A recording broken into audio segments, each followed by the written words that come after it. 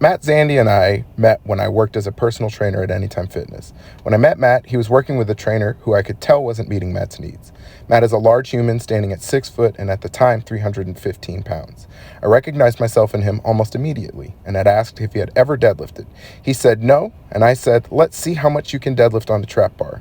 That night, Matt pulled 385 for a triple, and I could tell he was impressed with himself. Matt got bit by the bug and decided to explore the magnificent obsession that is strength training. Matt and I have worked together for over 3 years as of April 2024, and in October 2023, Matt competed at a local meet in Portland. This prep had its challenges. Matt works as a high-level construction manager at Amazon and can be pulled away for a week working 16-hour days with very little notice. Matt also struggled with a hip injury that limited his access to squat. After consulting with a physical therapist, Matt and I had a plan of action. Over the next 3 months, we worked together with 2 main focuses on a squat, a 5-3-0 tempo squat, stopping where he experienced pain beyond a 3 on the pain scale, and a high pin squat that followed the same guidelines. 5 weeks out, I wanted to test reverse bands as a way to introduce some weight while being proactive about symptom management. After struggling to get used to the bands, Matt squatted 405 at an RPE 6 free, which gave us a protocol we could follow to finish Matt's peak. It was nerve-wracking, but it worked. After not having squatted more than 425 in prep, Matt squatted 455 and subjectively could have squatted 485.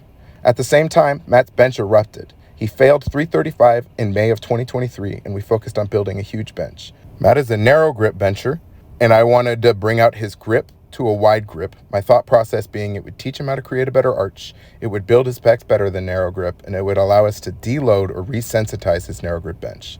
That adjustment, coupled with a slingshot block, made Matt's bench erupt. Matt went from barely being able to bench 145 to repping 150 for triples. In the October meet, Matt benched 157.5, and in reflection, we didn't focus hard enough on building his pause, and I think it robbed him of a few kilos.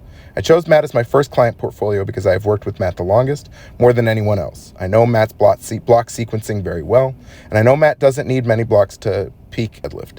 I think Matt is the first person I ran RDLs with for triples at 8 to tremendous success. Matt, even before RTS, was one of the people where I focused on the trail of athlete response.